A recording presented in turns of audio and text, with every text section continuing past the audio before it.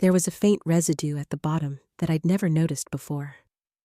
A chalky, white powder that didn't dissolve completely, even after I'd finished my nightly chamomile tea.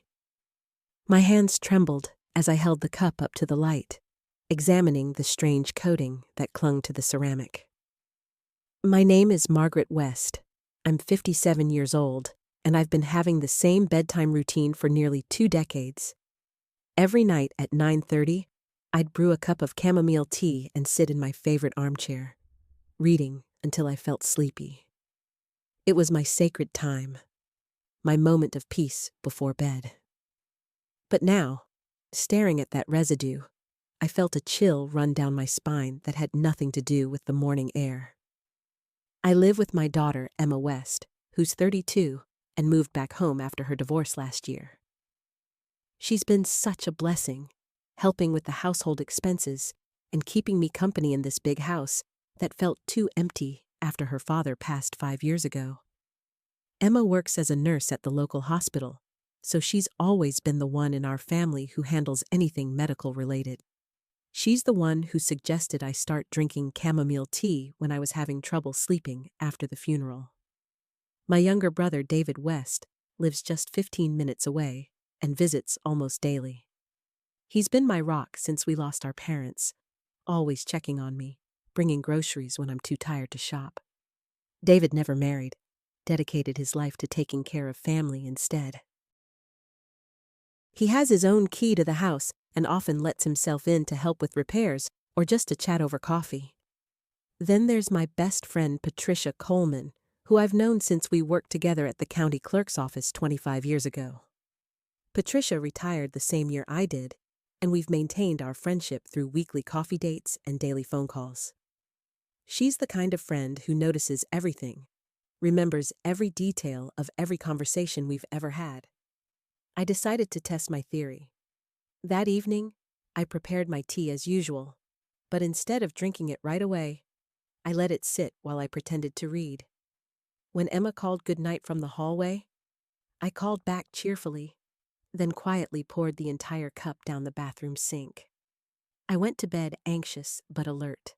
Someone in my family, someone I trusted completely, had been putting something in my tea. But why? And more terrifyingly, what were they putting in it?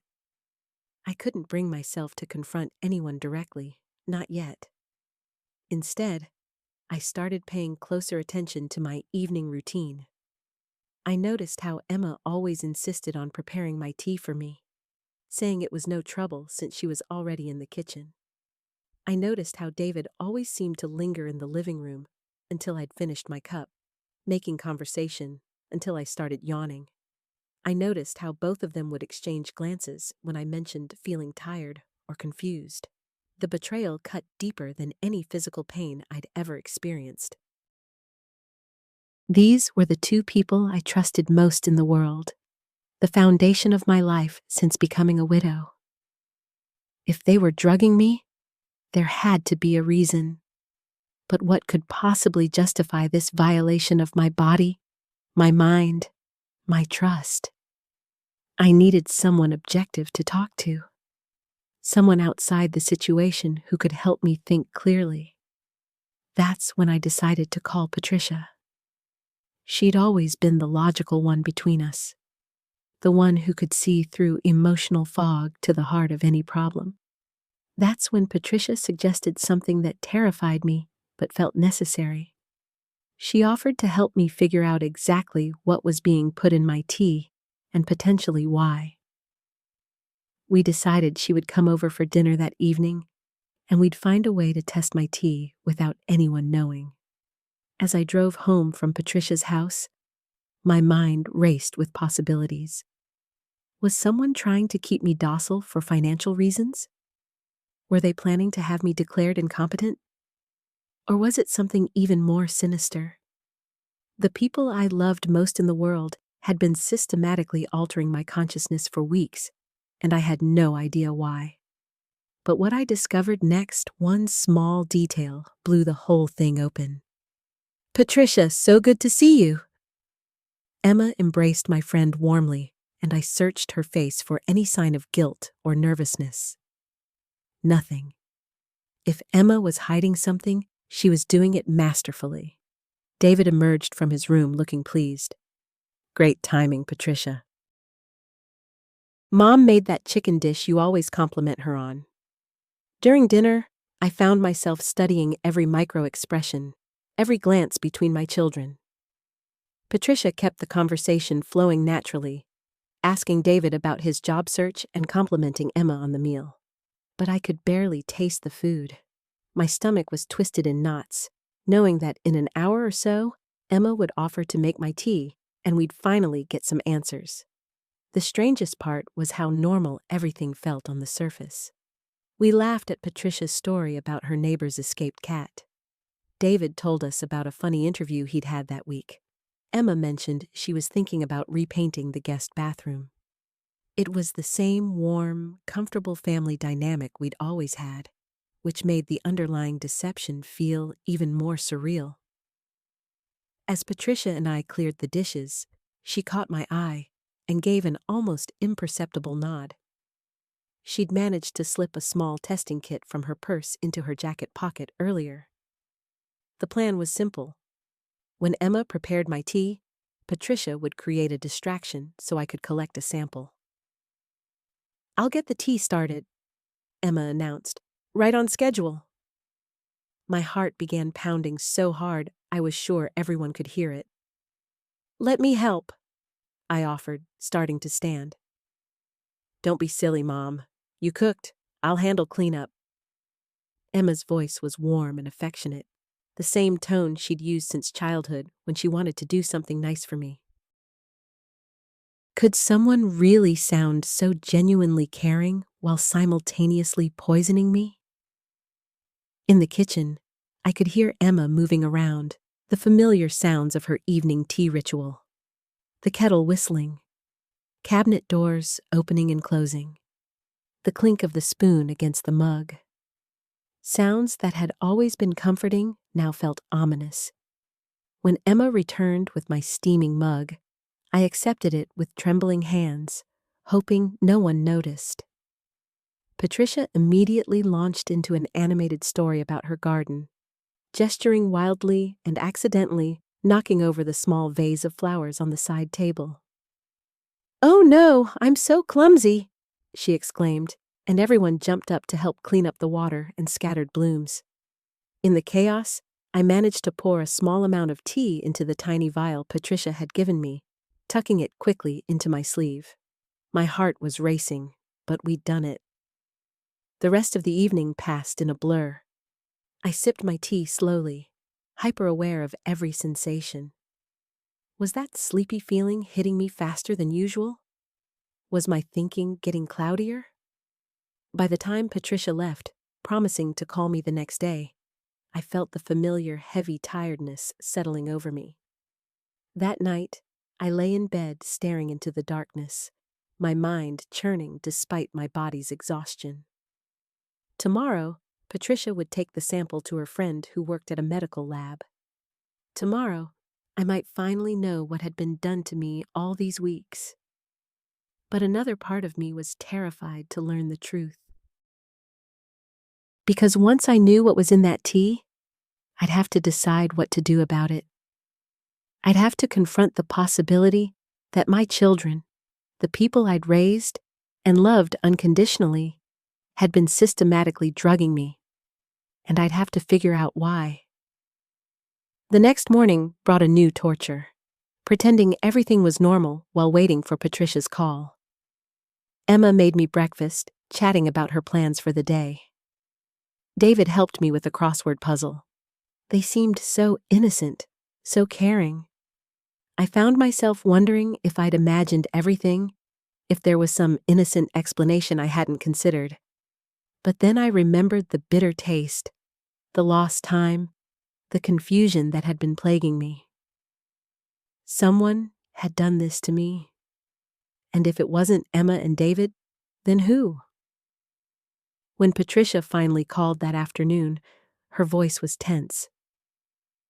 "Margaret, we need to talk.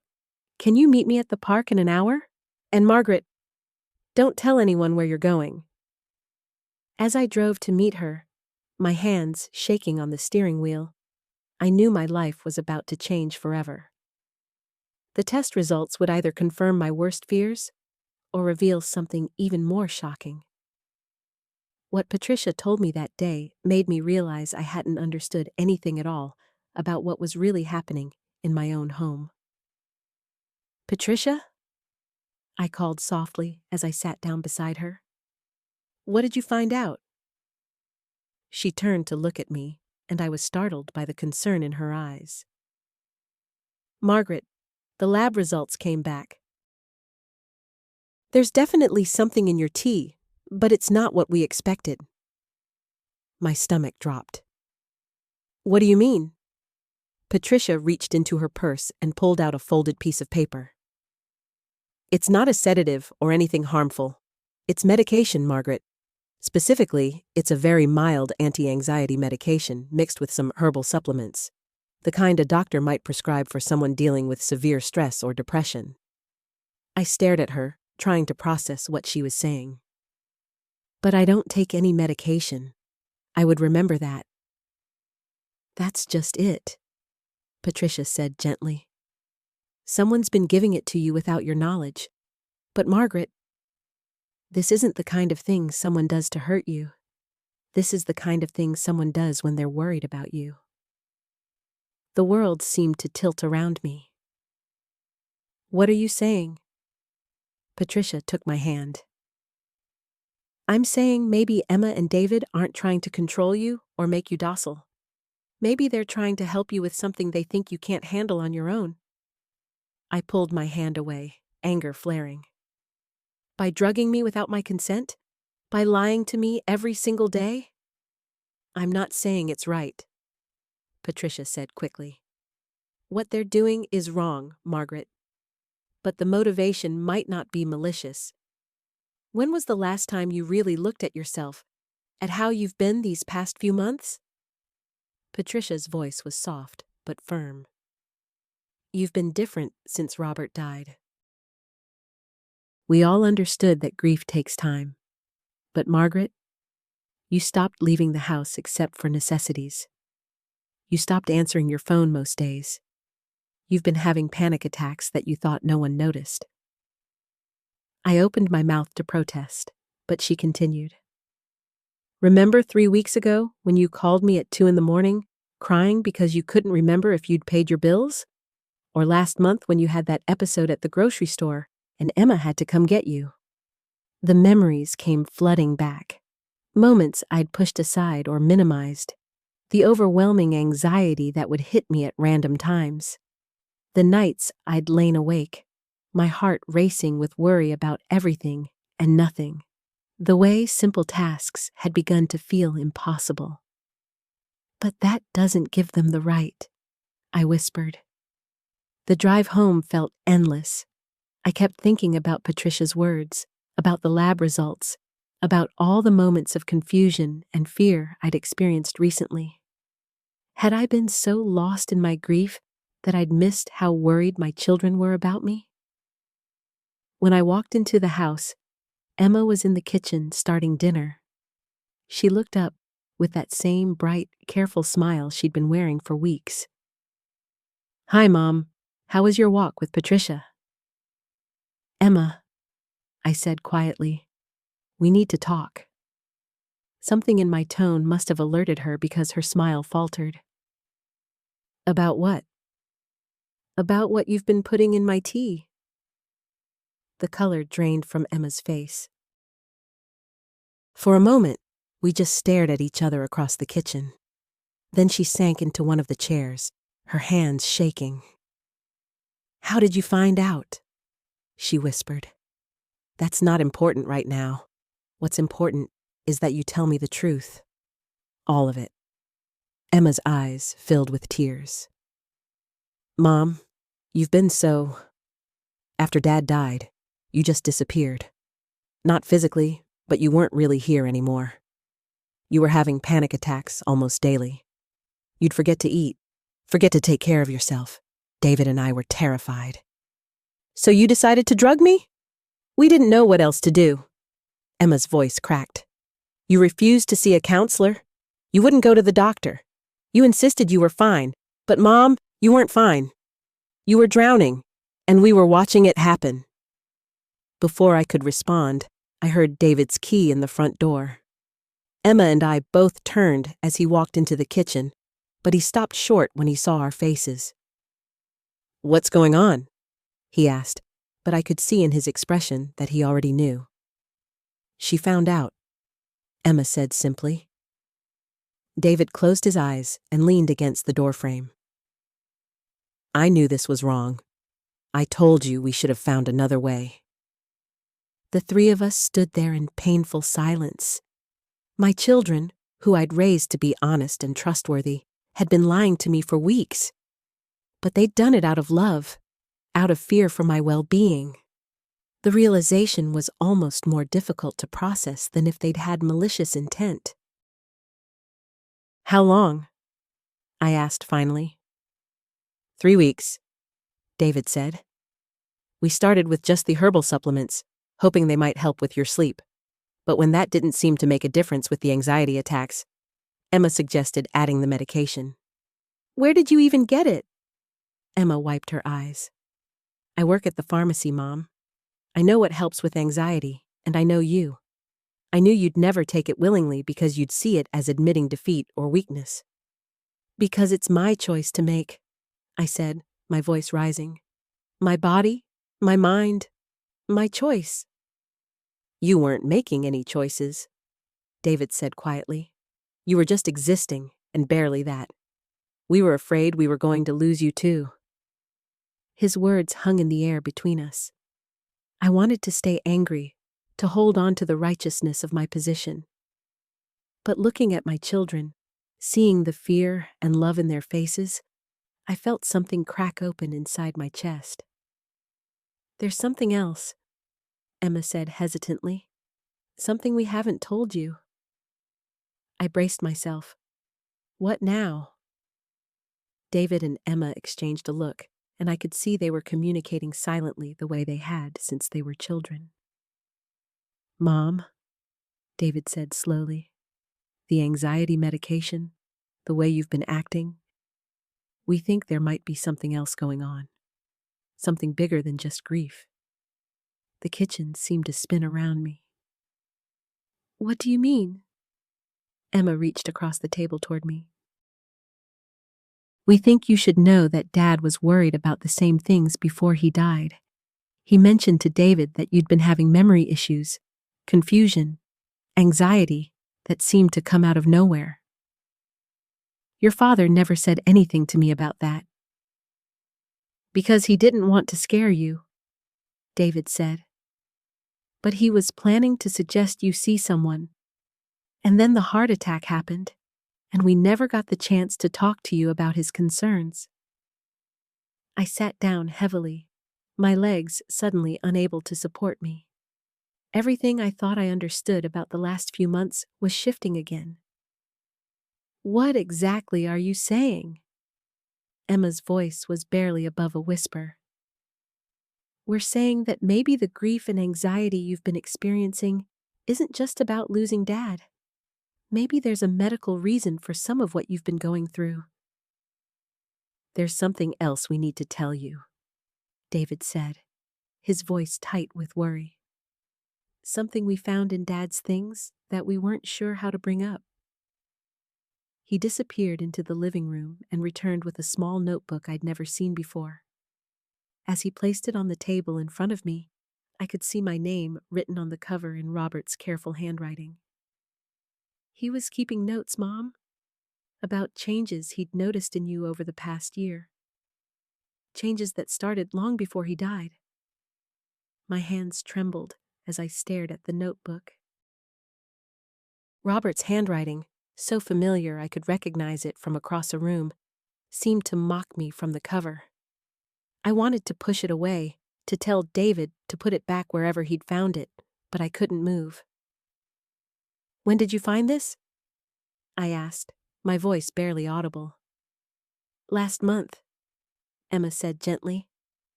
We were going through the boxes from his office, and it was tucked inside one of his desk drawers. I touched the cover with one finger, tracing the letters of my name. "What does it say?" David sat back down across from me, his face heavy with the burden of knowledge he'd been carrying. "Mom, I think you should read it yourself, but maybe not alone." The kitchen felt too small suddenly, the walls pressing in around us. I could feel Emma and David watching me, waiting for my reaction, and I realized that whatever was in this notebook had been weighing on them for weeks. "Just tell me," I said. "I can't. I don't think I can read his handwriting right now and keep it together." Emma reached over and opened the notebook to the first page. Her voice was steady, but quiet as she began to read. My stomach dropped. I remembered that day, remembered the argument, but I had been so sure I was right about the date. "I don't remember that," I whispered. David leaned forward. "Mom, there are entries going back almost 8 months. Small things at first, but they got more frequent." "He wrote about the grocery store incident," Emma said, stopping on a page near the middle of the notebook. "The day you called him crying because you couldn't remember where you'd parked the car." That day came back to me in sharp detail. The panic I'd felt standing in the parking lot. The way the rows of cars had all looked identical. The overwhelming fear that something was wrong with me. I'd told Robert I was just stressed, and he'd driven me back to get the car without making me feel foolish about it. "Why didn't he say anything to me?" I asked. "He did try, Mom," David said gently. "There are entries about conversations where he suggested you might want to talk to someone just to help with stress, but you always changed the subject or said you were fine." I closed my eyes, trying to remember those conversations, but they felt hazy and distant. How many times had Robert tried to help me, and I'd brushed him off? Emma turned to a page near the end of the notebook. "The last entry is from 2 days before he died. He wrote that he was going to make an appointment for you, with or without your permission, because he was scared." "What was he scared of?" I asked, though part of me didn't want to know the answer. David and Emma exchanged that look again, the one that said they were sharing a burden too heavy for words. "He thought it might be early dementia, Mom," David said quietly. "Or maybe severe depression manifesting in cognitive symptoms." He'd been researching online, trying to understand what he was seeing. Emma reached for my hand. "It might be, Mom, but what if it's not just grief? What if there's something else going on that we can actually help with?" "So you decided to medicate me without my knowledge," I said, but the anger felt hollow now, replaced by something closer to fear. "We didn't know what else to do," David said. "You were getting worse, and every time we tried to talk to you about getting help, you shut us down. We were terrified we were going to lose you the same way we lost Dad." I stared at the notebook, this record of my own decline written in my dead husband's careful script. How many other moments were there that I couldn't remember clearly? How many times had I insisted I was fine when I was obviously falling apart? "There's something else," Emma said hesitantly. "Something we noticed that isn't in Dad's notes, because it started after he died." I looked up at her, dreading whatever revelation was coming next. "You've been talking to him, Mom. To Dad. We've heard you having conversations with him when you thought you were alone." The blood drained from my face. I opened my mouth to deny it, but the words wouldn't come. Because now that she'd said it, I could remember fragments of those conversations, moments when I'd felt Robert's presence so strongly that responding to him had felt natural. "How often?" I whispered. "Most days," David said gently. "And Mom, sometimes You seem to be responding to things he's saying back to you." The room tilted, and I realized that everything I thought I understood about my grief, my life, my own mind was crumbling around me. But as I looked at Emma and David, I saw something that surprised me. Hope. "What do we do now?" I asked. "We get you help," Emma said firmly. "Real help, from people who know what they're doing." "And we stop drugging your tea," David added with a weak smile. "We find better ways to help you." I nodded, feeling simultaneously terrified and relieved. But as I reached for the notebook, planning to read more of Robert's observations, Emma's phone buzzed on the table. She glanced at it, and her face went pale. "What is it?" I asked. Emma looked at David, then back at me, her expression shifting from concern to something approaching panic. "It's a text from Mrs. Patterson next door," she said slowly. "She's asking if I know why you were standing in her backyard at 3 a.m. last night." 3 a.m? I repeated slowly. "Emma, I was asleep at 3 a.m. I've been sleeping better lately because of—" I gestured vaguely at my teacup, the reality of the drugging still too fresh to name directly. Emma held up her phone, her hand trembling slightly. "She says she got up to check on her cat and saw you standing by her rose bushes. She thought maybe you were sleepwalking, so she didn't want to startle you. She watched for a few minutes, and then you just walked back toward our house." "I don't remember any of that," I said, but even as the words left my mouth, I felt a strange tickle of uncertainty. Had I dreamed about roses last night? There was something, some fragment at the edge of my memory. David leaned forward, his face creased with worry. "Mom, do you remember what you dreamed about last night?" I closed my eyes, trying to reach back into the fog of medicated sleep. There might have been something about a garden, but that doesn't mean I was actually outside. Dreams feel real sometimes."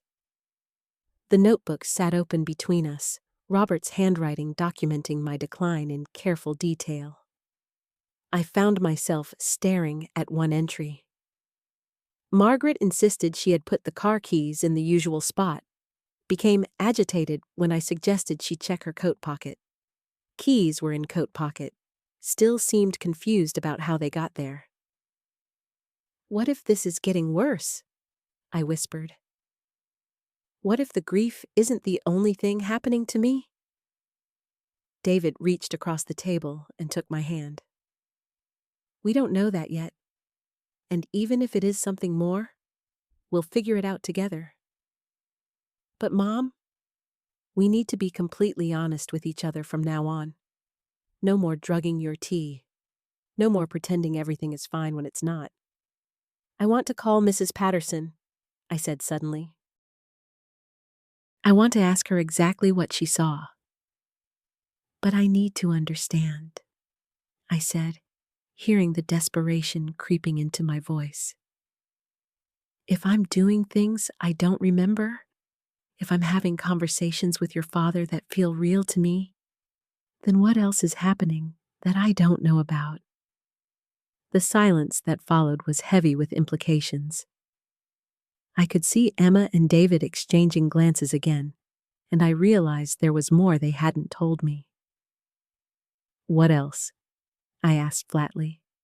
"What other things have you noticed that aren't in your father's notebook?" David cleared his throat uncomfortably. "There have been a few phone calls, late at night. You've called both Emma and me, sometimes crying, sometimes just to tell us you love us. But when we ask about them the next day, you don't remember making them." My stomach dropped.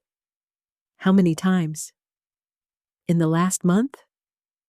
"Maybe 5 or 6 times each," Emma said. "We started taking screenshots of the call logs because we thought maybe you'd want to see them eventually." She pulled out her phone and scrolled through something, then turned the screen toward me. I could see a list of incoming calls, all showing my name, all time-stamped between midnight and 4 a.m. "I don't remember any of these," I said, staring at the evidence of my own actions. Not one. The conversations were never long, David said gently. Usually just a few minutes. But Mom, you always sounded so sad, so lost. That's part of why we were so worried.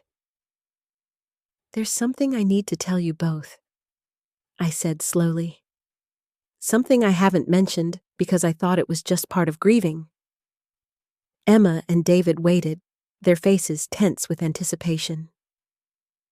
I've been finding things moved around the house, little things. A book I was reading ending up in a different room. The coffee maker unplugged when I was sure I hadn't touched it. Your father's reading glasses showing up in strange places. I paused, then forced myself to continue. I assumed I was moving them and forgetting. But what if it's more than that? What if I'm doing all kinds of things I don't remember? But what if they want to put me somewhere? I asked, voicing my deepest fear. What if this is the beginning of something that means I can't live in my own home anymore? Emma's eyes filled with tears. We won't let that happen unless it's absolutely necessary for your safety. But Mom, we can't help you if we don't know what we're dealing with. I nodded, knowing they were right, but feeling terrified of what we might discover. As I reached for my now cold tea, my phone buzzed on the table. We all stared at it for a moment before I picked it up. It was a text message, sent from my own number to Emma's phone just 2 minutes ago. I'm sorry about the roses. I didn't mean to scare anyone. I didn't send this, I whispered, showing them the screen. I'm holding my phone right now. How could I have sent this 2 minutes ago? The three of us stared at my phone in complete silence. The timestamp was clear. The text had been sent at 3:47 p.m., and it was now 3:49 p.m. I had been sitting at this kitchen table, in full view of Emma and David, for the past 20 minutes. Check your pockets, David said quietly. Maybe you have a second phone? I stood up and turned out every pocket of my cardigan and jeans. Nothing. Emma was frantically checking her own phone, scrolling through settings. Mom, look at this, she said, her voice shaking slightly. This text shows it came from your number, but when I try to reply to it, it's creating a new conversation thread. It's not connecting to your actual phone number. David leaned over to look at Emma's screen. That's not possible. Phone numbers don't just duplicate themselves. Unless someone is spoofing Mom's number, Emma said. But who would do that? And why would they send a message about roses? The mention of roses made my stomach drop. What roses? I asked, though part of me was afraid to hear the answer. Emma and David exchanged another one of those loaded glances. I don't remember that conversation at all, I admitted. But I also don't remember anything about roses. David pulled out his own phone. I'm going to call your number right now, while you're sitting here with us. Let's see what happens. He dialed, and my phone immediately rang in my hand. Nothing unusual there. But as he was hanging up, Emma's phone buzzed again. Another text from my number. The calls at night aren't really me. Something is wrong. This time, I watched Emma's face as she read it, because I was starting to doubt my own ability to perceive reality correctly. Did I just send another text I don't remember sending? David stood up and started pacing around the kitchen. Okay, let's think about this logically. Mom, you're having memory gaps. You're doing things you don't remember. You're apparently sending texts and making phone calls with no recollection of it. The tea situation has been helping you sleep, but maybe it's been helping too much. You think the medication has been making this worse? I asked. I think we don't know enough about drug interactions or about how your body processes medication, or about what happens when grief and stress get combined with sleep aids," David said. "But I think we need to stop guessing and start documenting everything. And we need to figure out if these mystery texts and phone calls correspond with the nights you've been taking the tea," David added. I felt a mixture of relief and terror. Relief that my children were approaching this systematically instead of just panicking, but terror about what we might discover. Emma's face went pale. "Mom, the roses on the porch. They were from Dad's garden. The bush he planted for your anniversary." David stopped pacing. "The one by the back fence? But that's been overgrown for months." "Exactly," Emma said, "which means someone had to wade through a lot of weeds and thorns to get to those roses." I looked down at my hands. There were small scratches on my forearms that I had attributed to normal daily activities, but now I wasn't so sure. "I think I need to sleep without the tea tonight," I said. "Even if it means I don't sleep at all. We need to see if there's a connection." "We'll take shifts staying with you," David said immediately. "Emma and I can alternate, just to make sure you're safe and to document anything unusual." "I don't want to be a burden," I started to say, but Emma cut me off. "Mom, you're not a burden. You're our mother, and something strange is happening to you. We're going to figure this out together." As if summoned by our conversation, my phone buzzed with another text to Emma. "Don't let me go outside tonight." This time, the timestamp showed it had been sent 3 hours in the future. "Mom?" Emma's voice seemed to come from underwater. "The timestamp. Do you see it?" I nodded, not trusting my voice. My throat felt dry, and I had the strangest sensation of watching someone else's life unfold. Except the someone else was me, apparently sending messages to my daughter from a time that hadn't happened yet. "Phones can glitch," David said, but he didn't sound convinced. "Maybe the time zone setting got changed somehow." I checked the phone settings with trembling fingers. Everything looked normal. Eastern Standard Time, automatic updates enabled, the same settings I'd been using for years. "Don't let me go outside tonight." Emma read the message aloud, and hearing the words spoken made them feel even more ominous. "Mom, do you remember typing this?" I sat down heavily at the kitchen table, the same spot where I'd been drinking the drugged tea every night for months.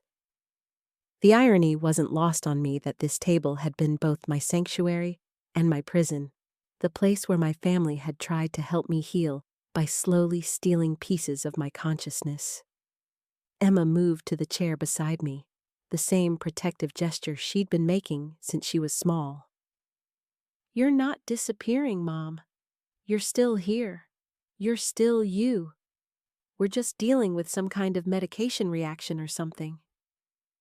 But even as she said it, I could see the doubt in her eyes. This was beyond a simple medication reaction, and we all knew it. "The dirt under my fingernails," I said, studying my hands again. "And these scratches on my arms. If I've been going outside at night, what have I been doing out there?" David had resumed his pacing, a habit he'd inherited from his father. "We need to check the garden. If you've been going out there while you weren't fully conscious, there might be evidence." The thought of walking out to Robert's garden, the place where he'd spent so many peaceful evening hours, made my chest tight. I hadn't been able to face it since the funeral. The roses, the tomatoes, the small herb garden he'd tended with such care. I'd let it all go wild because looking at it hurt too much. "I can't," I said automatically. "I'm not ready to go out there." "Then we'll go," Emma said gently. "David and I can check the garden while you stay inside. But Mom, if you've been sleepwalking out there, we need to know. What if you hurt yourself? What if you fell, or got lost, or—" She didn't finish the sentence, but I could fill in the blanks.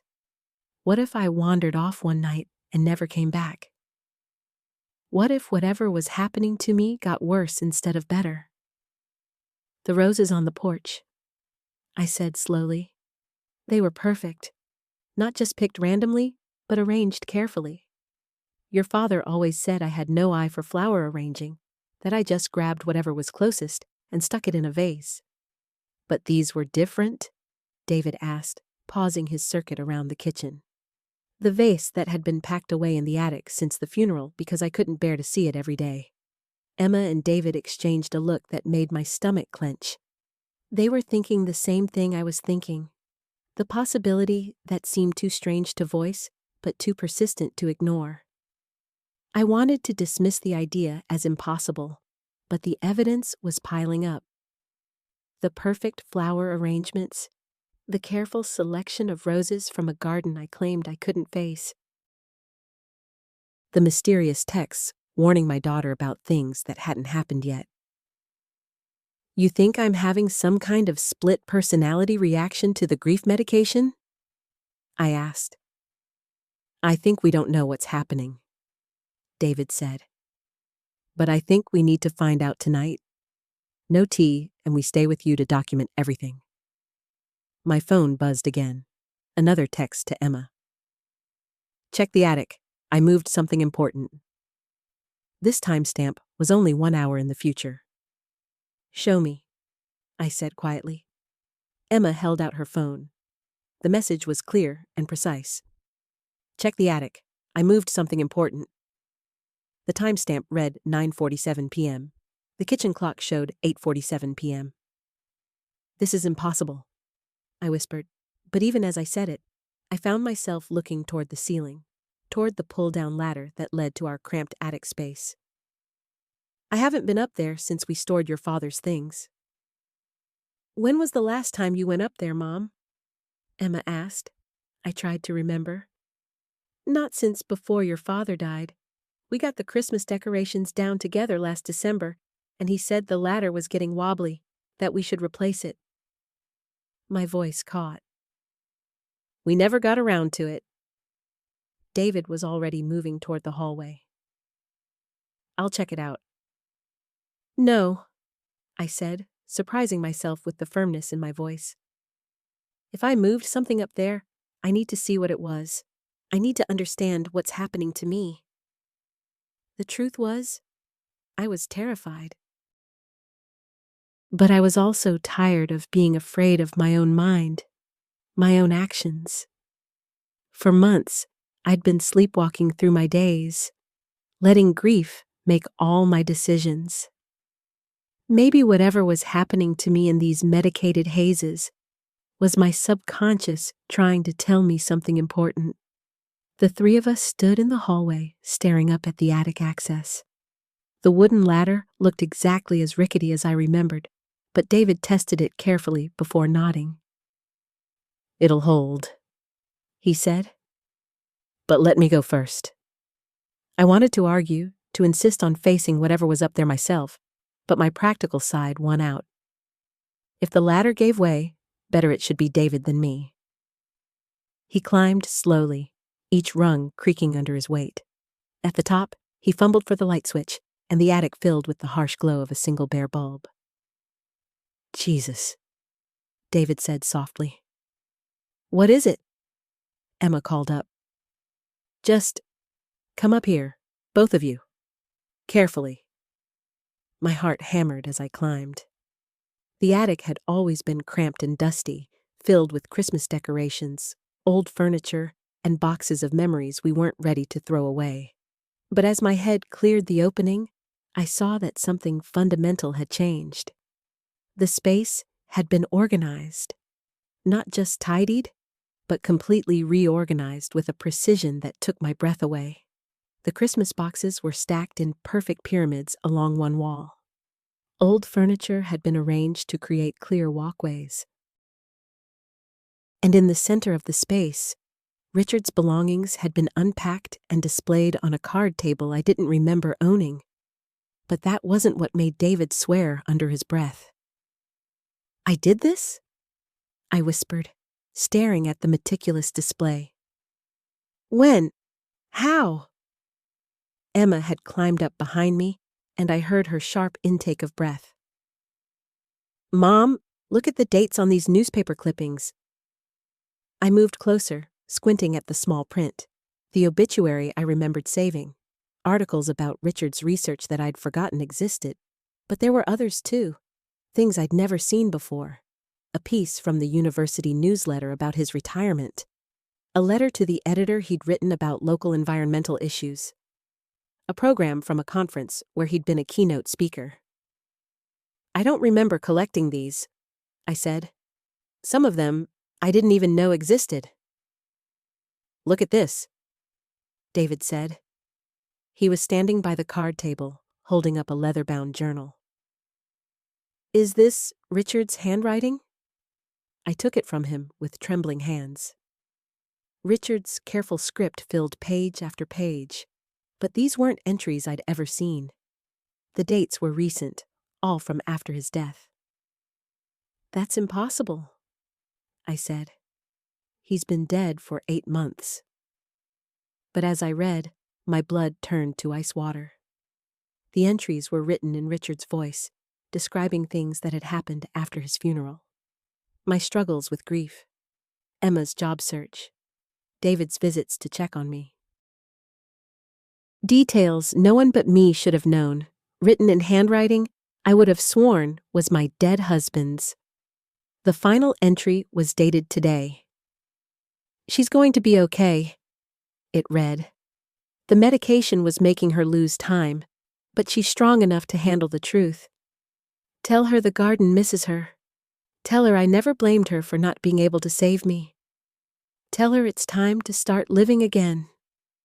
Emma was reading over my shoulder, her breath warm against my cheek. Mom, she said quietly. Mom, did you write this? My phone buzzed. Another text to Emma, time-stamped 15 minutes in the future. She found it. Now she can heal. I stared at the text message that showed a timestamp 15 minutes in the future, my hands shaking so badly I nearly dropped the phone. The impossible was happening again, and this time, Emma and David were witnessing it with me. How is that possible? David asked, looking at the screen over my shoulder. Messages can't be sent from the future. Emma took the phone from my trembling hands and examined it closely.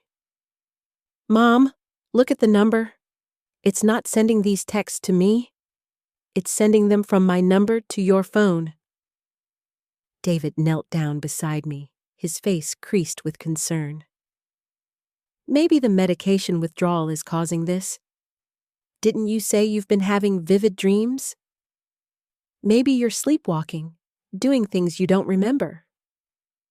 But Emma was still studying my phone, scrolling through the message history with growing alarm. Mom, there are dozens of these messages. They go back weeks. All from my number to yours, but I never sent them.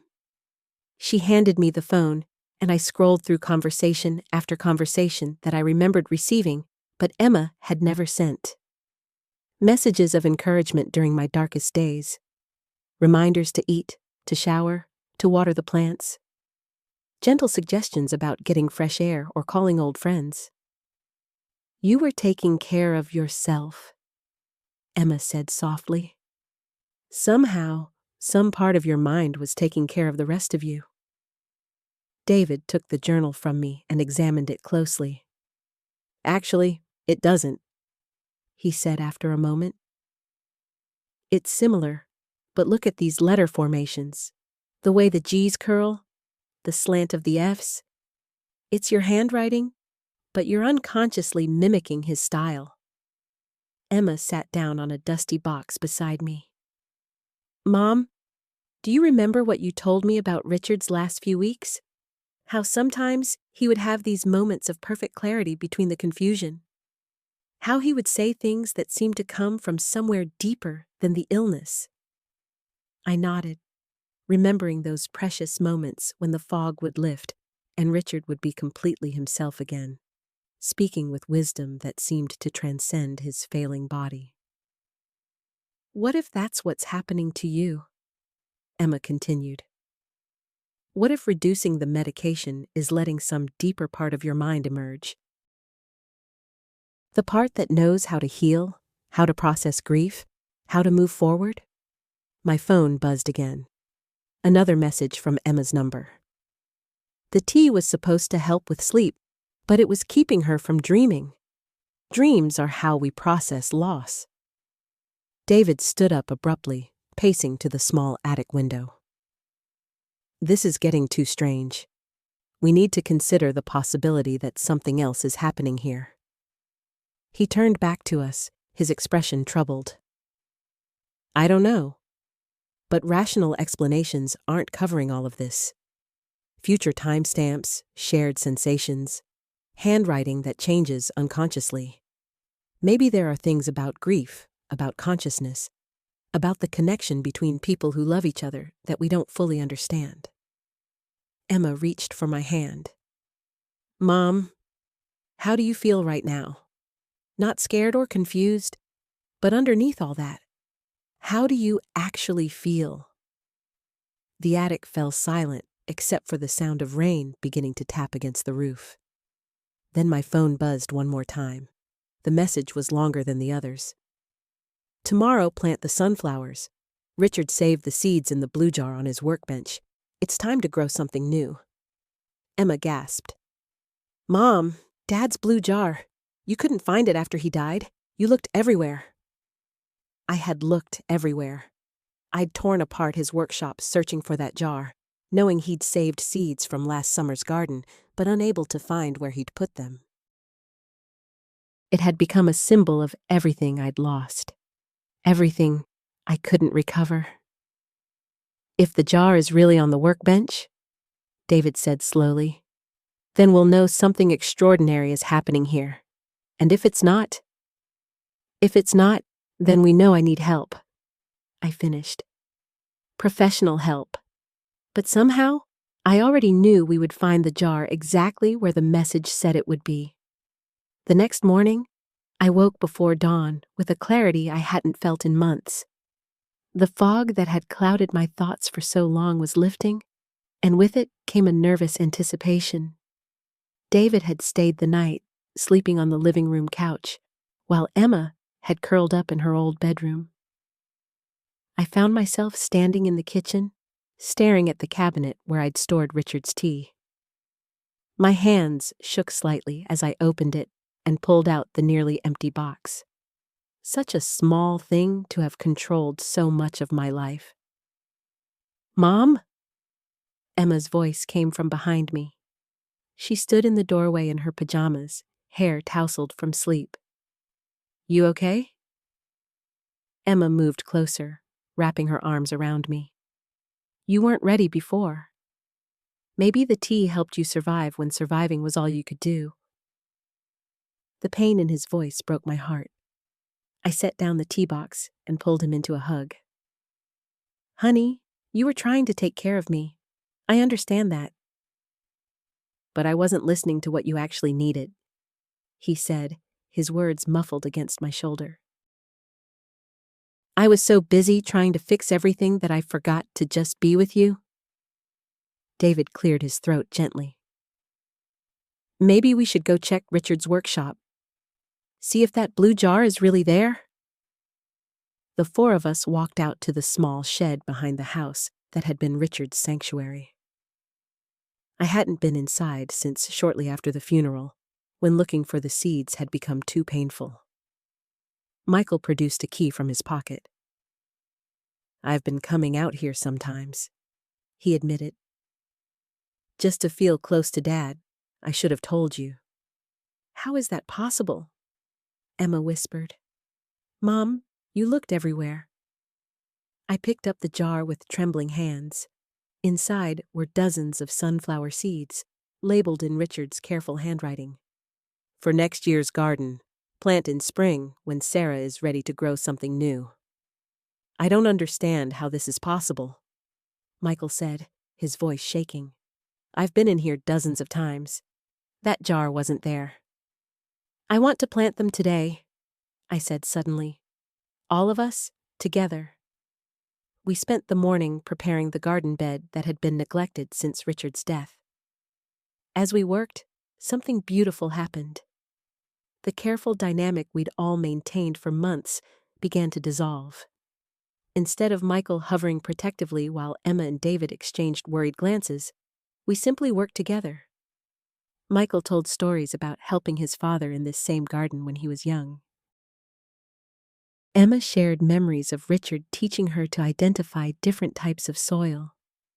David, who had been Richard's closest friend, talked about their plans to expand the vegetable garden this year. As we planted each seed, I felt layers of grief and medication-induced numbness peeling away. The sun on my face felt real again. The soil between my fingers connected me to something larger than my loss. I need to say something, I said as we watered the newly planted seeds. To all of you, this past year, I let grief convince me that loving Richard meant staying lost without him. But looking at you three, seeing how much you've taken care of me, I realized that the best way to honor what Richard and I had is to keep living fully. Emma wiped tears from her cheeks. Does that mean you're going to be okay? I think it means I'm going to try to be okay, I said. And I'm going to ask for help when I need it. Real help, not just medication to make me sleep through the pain. Michael sat back on his heels, dirt streaking his hands. I'm sorry I thought I knew what was best for you. I should have trusted you to know what you needed. We all did the best we could, David said gently. But maybe now we can do better. Over the following weeks, everything began to change. I found a grief counselor who helped me understand that healing didn't mean forgetting Richard or betraying our love. Emma started calling just to talk, not just to check on me. Michael learned to offer support without trying to control my choices. The sunflowers grew with astonishing speed, as if they too had been waiting for the right moment to reach toward the light. Each morning, I would stand among them with my coffee, feeling Richard's love not as something lost, but as something that continued to nurture growth in my life. I never did figure out the mystery of the messages or how the blue jar appeared when I needed it most. David and I talked about it sometimes, wondering if grief and love could create connections we don't yet understand, or if my mind had found a way to give me what I needed when I was finally ready to receive it. What I know for certain is this: sometimes the people we love find ways to reach us exactly when we're ready to hear them. And sometimes the greatest act of love is not protecting someone from pain, but trusting them to find their own way through it. The sunflowers bloomed in late summer, tall and bright and impossible to ignore.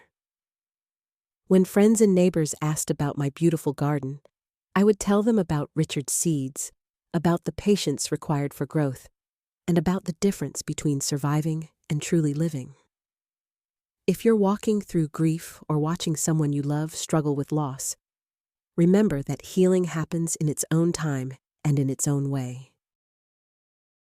The most important thing we can do is stay present with each other, trust the process, and never give up hope that growth is possible, even in the darkest seasons. Subscribe so you don't miss the next case.